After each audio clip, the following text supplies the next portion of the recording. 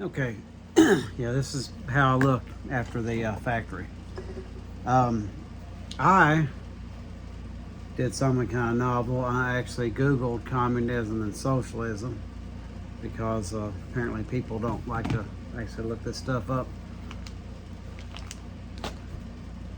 It's funny to me, you can always argue about the putting something into practice versus the idea. Uh, if somebody wants to go after communism and socialism, and there's even an argument on this, but if you wanted to do that, the best thing you could do is go after how it's been implemented. And again, there's arguments contrary to that. There's other variables. But the idea of it, it's a little strange preferring the idea of capitalism over communism or socialism. It's a little strange. Now, I don't completely agree with a lot of this stuff here because I'm more of a sort of a free will type of person, and I know it kind of is also. Some people argue there can be degrees of it, just like there's people who call themselves capitalists that actually can be charitable, but it's not a tenet of capitalism. If you want to go strictly capitalism, there can be no mercy. That's not what it's about. The whole point of it is no mercy and opportunism. That's what you do. If you can destroy someone else and take their things, you're supposed to do that. That's capitalism. Now, it doesn't mean every single person who calls themselves a capitalist would do that. But in not doing it, they're betraying their own belief system, because that's what it is.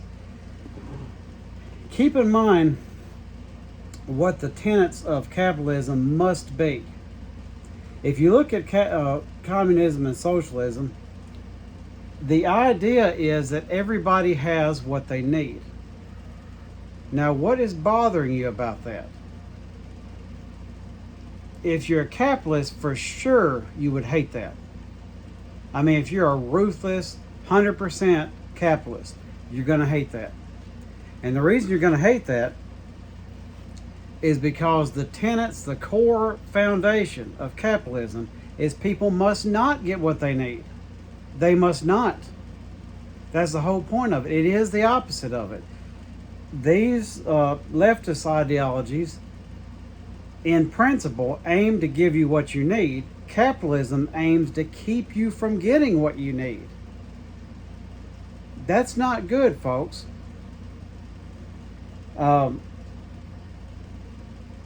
Keep in mind, if you're going to be a landlord, for example, let's say you're going to buy a whole bunch of houses and just rent them out. I don't like you. Let's just put that out there. I don't like you. I can let people skate on renting apartments, hotels, motels, possibly some cabins here and there. That doesn't bother me as bad because that's people looking to rent. Whereas rental houses, most of the time, just rental in general, it's dependent on people not being allowed to get a house. There are houses, and they may even be able to pay for them. And, but they're not allowed to. Somehow or another, the creditor says they can't, or they can't produce enough money up front. Or they go to get the house and it doesn't pass the inspection. And that's all part of capitalism. Stop them from getting a house. Why? Because then they have to rent. You don't think the landlords are just thrilled about how hard it is for a person to get a home? If it gets to be way easier for people to buy homes, they're going to hate it. They're going to be mad. They're going to be in the streets because they're dependent on people not having these things. They can talk all they want. They're not, because there's not enough people like this. They're not looking for people who want to rent. They're looking for people who have to rent, because somebody who wants to rent is more likely to be able to leave. And that sort of determines what they're going to charge for the rent. It's just not, You know, a lot of people, when they talk about rentals, they say, well, they got to get enough to make a profit over the payment, as in they're always paying on this stuff. Well, in my experience, a lot of times it's long paid off. Long paid off. So really what they're doing is trying to make sure that this person garnish enough of their wages so that they don't get a down payment, so that they don't get ahead. Because as long as they're poor, they have to stay renting. They're guaranteed rental. Just like, a lot of things, just like these jobs. They're dependent on people not being financially secure. It's dependent on that. Capitalism, the lifeblood of capitalism is failure, deprivation. And what makes me mad is what a lot of people will talk like, if you corner them and make them actually admit that, they'll say, well, how are you going to get people to be, it's already filthy even thinking about this. But it's like, how are you going to get people to be doctors and all these different jobs that need to be done? Well, without that, a lot of people feel a calling for it. There are a lot of people who are doctors, veterinarians, teachers, people like that actually want to do it. It's in their heart. And we've gotten away from that. And we're telling people that, oh, well, you have to starve people into doing that. That's legitimately what they're telling you. Just like all the registrations and insurance and taxes. They're like, oh, well, we have to do that or we can't afford a society. So you're literally parasitically living off the people, pulling money off of the people to take care of all this. Which, again, I don't see as actually true, but that's their claim. Their claim is even awful. They're saying that, well, we have to parasitically siphon off of working people to build the roads and bridges and all this stuff. And if you're here in Tennessee, they're not doing that. These roads are terrible. I imagine Southwest Virginia and West Virginia can they can talk about it too. Probably Eastern Kentucky as well. Big Appalachia thing, having miserable roads. Yeah, I said Appalachia. It's just strange to me, because these same people, they're conservatives, right? They can understand the difference in, well, because they're pro-gun, right, supposedly. They can understand the difference between, look, there's these people who are going to misuse a gun and do bad things with guns. But that doesn't mean that having a gun is something that should be gotten rid of. They can understand that nuance. But when you talk about this, you read this stuff like core ideas of communism. Society has no rich or poor groups. Everyone is equal. That's the tenet of it. Now, whether that's been implemented or not, that's one thing. Again, it's like guns. Guns for self-defense. Well, some people don't use it for self-defense, but you understand that nuance, don't you? That's what it's supposed to be. Now, what problem would you have with that? Because if I were to win some big amount of money, which I don't even know if that happens or not, but let's just say some crazy fluke, I end up being a multimillionaire. What does that mean to some people? I think people really need to switch things off every now and then and do some deep thinking. What does wealth mean to you? Why do you need it? Let's say, you pay off all your bills, you help your family and friends, you do all that. I would hope you would do that. You help some local charities and people that need stuff. Hopefully that's a no-brainer. Okay, outside of that, you got all that done. Now what? Do you make yourself a life that is dependent on poor people having to work for you? Because that's not my interest. That's not what I want. A lot of people would. Now, Kenneth Copeland, he's a TV evangelist and people like that, other wealthy people, they got these multiple houses. They're not taking care of them. They are dependent on poor and needy people to be available to take care of things that are their responsibility. That's how they can have extra things. That's how they can have these gigantic yachts and all these different kinds of things, because they know there's a supply of poor people that they can because they need things, they can make them do their work. So they can get extra things because they're not going to be doing any work, much less extra work. So that's something people need to think about. Even if you have all this money, you get all this money, all the money you could possibly want, maybe more so, would you make a situation where you're dependent on people needing money to work for you? Or would you do your own work? Because that's what I want. I want the opportunity to do my own work. I'm sure that I'm going to need help here and there, but ultimately I want the time. I want the opportunity to take care of my own things, develop myself as a person, help other people, let them do that. And that should be the goal for everyone. Instead of, oh good, let's keep these needy people in the system so that if I need something done that I don't want to do it myself, my own responsibilities, I can get somebody else to do it, because if they don't, they starve. Weird thing to want. Let's see what Google says about capitalism. I know people are selective about giving Google credit. Let's see what it says.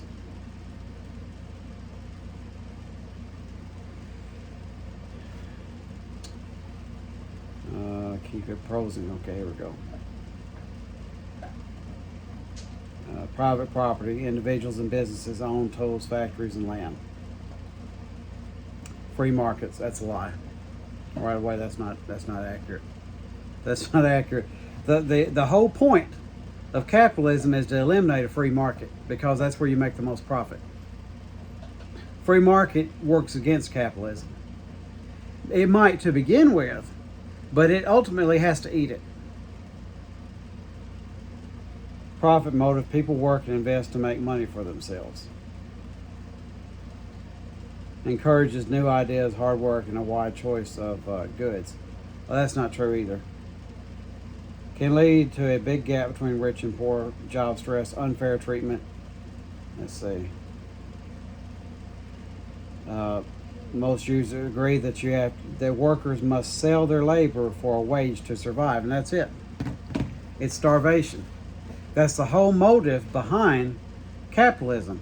There's things I need for my life, and I'm not allowed to have those things, to extract labor from me, so to make somebody else wealthy, or so that they don't have to do it themselves. That's crazy, isn't it? I mean, there's bound to be people who are housekeepers and things like that. I mean, there's probably mechanics that are so busy having to work on someone else's things that they have to outsource their own work. I mean, we do that with our basic lives. That's what daycare is for kids.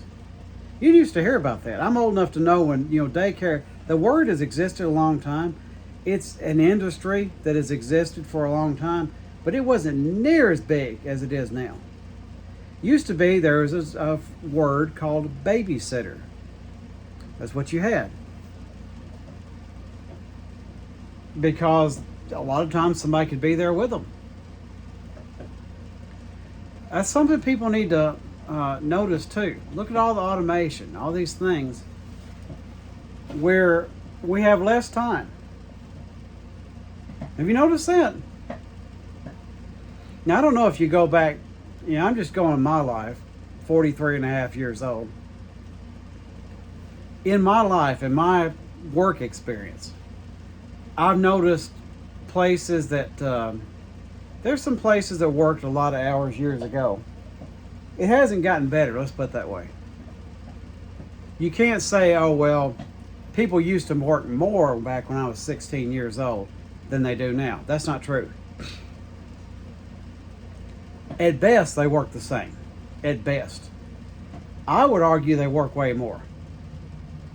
Help me understand that. If all this automation and technology and everything, all this stuff has been improving, why are we working more? Why is our money worth less? And incidentally, that is true. Our money is worth way less. Way less. I mean, if you just go buy gas, I can remember back when I was driving, the cheapest I saw gas was 82 cents. Not exaggerating. But I'll round that up. So, let's just say it's going up to like $1 and something. So $5.15 an hour is right before I started working. That's when it got raised up. So you could get 5 gallons of gas or more. Or more. So what's the cheapest it's been? It's relatively cheap here in Tennessee. It varies depending on where you go, though. That's Tennessee for you. You never know. Everything varies depending on where you are. Okay, I'm saying, let me pick a low one. Let's go with $3.50. So, yeah. If you go by gas alone, and incidentally milk was about the same. So if you, and that's at least, for you to get the same amount of gas back when I was about 16 years old, you would need to be making $17.50 an hour. $17.50. That's gas and milk. So imagine everything else. And minimum wage, you minus $10, and it's still less than that. So right now, if you're making $17.50, you're making pretty much minimum wage. How sad is that? And it's something to keep in mind when people are just swearing themselves this capitalism idea. I would think there would be something, and I know my leftist friends ain't gonna like me saying this, but it seemed like there would be something in the middle. Because the way I look at it, I don't villainize those, socialism and communism at all. But it seemed like it wouldn't have to go that far. You know what I mean? It seems like it's like passing a law that makes someone hold the door for someone. You know what I mean? It seems like people would just do that. It's like passing laws to make people be polite to each other, make people care. It seemed like we wouldn't have to go to that extent. It seems like there should be something else there. I know the upbringing is what they've been teaching people and cultivating people. That's part of what it is. And my generation and the Generation X, at least in this area, cutthroat.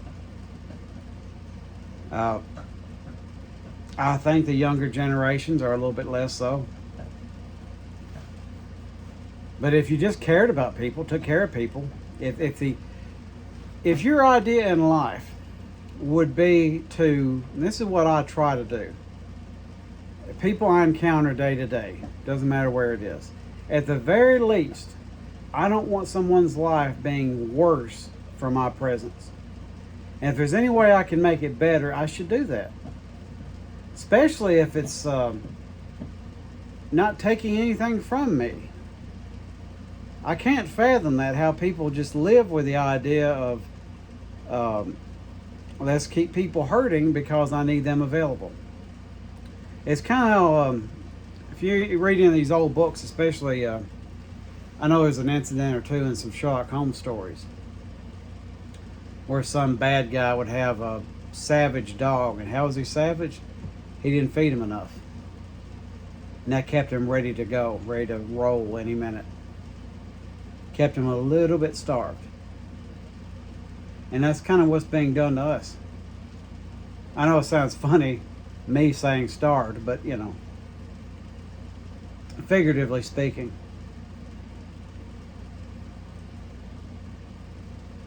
And that kind of leads to that when you can't even pay for your dental work. I just had a liberal making fun of me for needing dental work, so they're not any better.